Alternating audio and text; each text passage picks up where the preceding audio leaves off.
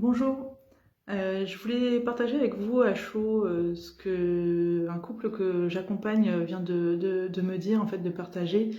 Euh, la femme m'expliquait que leur démarche a beau être volontaire, ils ont envie de préparer leurs funérailles pour différentes raisons, principalement quand même pour soulager leurs proches de tout ce qu'il y aurait à décider au moment du décès. Donc voilà, l'idée c'est vraiment de faciliter le, le moment venu, la prise de décision.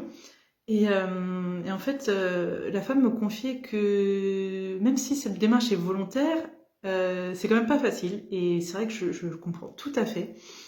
Euh, Elle m'expliquait que elle sent qu'il y a une résistance en fait. Il y a à la fois l'envie de préparer et à la fois elle laisse un peu traîner et en fait je réalise à quel point aujourd'hui la mort n'étant pas un sujet qu'on aborde comme les autres, ça fait que quand on en parle c'est pas habituel. Et je leur donnais l'exemple de mon fils qui va bientôt avoir 5 ans. Euh, quand mon père est mort, donc il avait 1 an et demi, et puis depuis, je me suis lancée dans le funéraire, donc c'est vrai que c'est un sujet pour moi un peu comme un autre. Ça n'empêche pas qu'au moment du décès de quelqu'un, on puisse être triste, mais le fait d'en parler, de se poser des questions, c'est un sujet comme un autre. Et mon fils, comme quand on passe devant un cimetière, il me demande ce que c'est, je lui explique. De la même façon qu'il me demande c'est quoi une éolienne en fait. Pour lui, c'est un sujet comme un autre.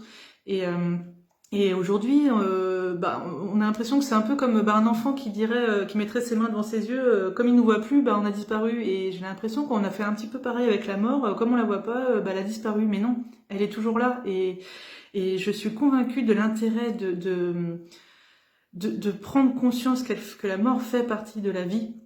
La mort, elle est opposée à la naissance, pas à la vie. Et plus on osera en parler, plus on osera s'y préparer, dans les grandes lignes, bien sûr, on peut pas tout contrôler, on peut pas tout prévoir, mais plus on osera se libérer voilà, de ce poids et se soulager, plus ça nous aidera, nous, en tant que vivants, et puis en tant que vivants futurs morts, et puis en tant que vivant endeuillé qui vient de perdre un proche, quoi. Euh, et c'est vrai qu'au fur et à mesure de la discussion, donc cette femme me disait qu'elle était vraiment soulagée et contente d'avoir pu avancer sur toutes ces questions, d'être aussi renseignée sur tout ce qu'on peut faire. Et vraiment, régulièrement, les personnes que j'accompagne me disent, mais je pensais pas que j'avais autant de possibilités, autant de choix en fait, autant de pouvoir. Je pensais pas que je pouvais faire tout ça. Et les gens souvent sont contents en fait de savoir comment ça va se passer, parce que ce qui fait peur c'est l'inconnu. Et même si on ne va pas tout millimétrer, tout n'est pas prévu, mais dans les grandes lignes, voilà, on sait que au moment du décès, il y a ça qui pourrait être fait, qui pourrait être dit, qui pourrait être choisi. Et puis et comme je leur explique, on n'impose rien à nos proches, enfin rien. Si par exemple on veut la crémation, on veut la crémation. Si on veut l'inhumation, on veut l'inhumation. Mais c'est bien d'en avoir discuté avec ses proches de notre vivant quand même. Mais voilà, ça c'est quand même un choix qui nous appartient, même si on considère la vie des autres, mais ça nous appartient.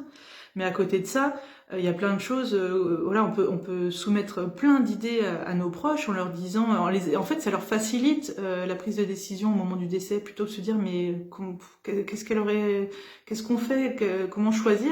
Et on n'est pas obligé de dire je veux ci ou je veux ça de cette façon à ce moment-là, mais on peut dire si. Alors vous pouvez j'aime tel artiste, et vous pouvez musical, vous pouvez prendre n'importe quelle chanson, ça me fera plaisir. Mais si vous n'arrivez pas à décider, vous pouvez choisir parmi ces 2, 3, 4 chansons, celles qui vous parleront le plus. Voilà, on peut guider, et tout ça, ça aide. Et je me rends compte à quel point, là je vous parle que de la musique, mais on aborde tellement de sujets que les personnes sont vraiment soulagées. Et je suis vraiment convaincue que plus j'accompagnerai de personnes, plus il y aura de personnes qui seront prêtes à oser en parler, plus ce sera facile pour tout le monde. Et je sais que souvent aussi, il y a une forme de superstition, en fait, quand on parle de sa mort, on a peur que du coup, ça la fasse venir, ça la fasse arriver, mais rassurez-vous, il y a les contrats obsèques, ça existe depuis des décennies. Il y a beaucoup de gens qui ont prévu, alors même si c'est uniquement le capital qu'ils ont prévu et qu'ils n'ont pas forcément pris des décisions concernant le déroulé, ils ont quand même abordé le sujet de leur mort parfois 30 ans avant de mourir, quoi. Donc ça ne fait pas mourir d'en parler. Et donc si vous voulez, voilà. Enfin, en fait, ce qu'elle me disait aussi, c'est que là aujourd'hui, c'est pas facile d'en parler, mais au moment du décès, bah ça l'est encore moins. C'est beaucoup plus difficile. Donc c'est quand même mieux de prendre ce temps aujourd'hui, de cette réflexion et de se projeter sur ce moment qu'on n'a pas envie de vivre.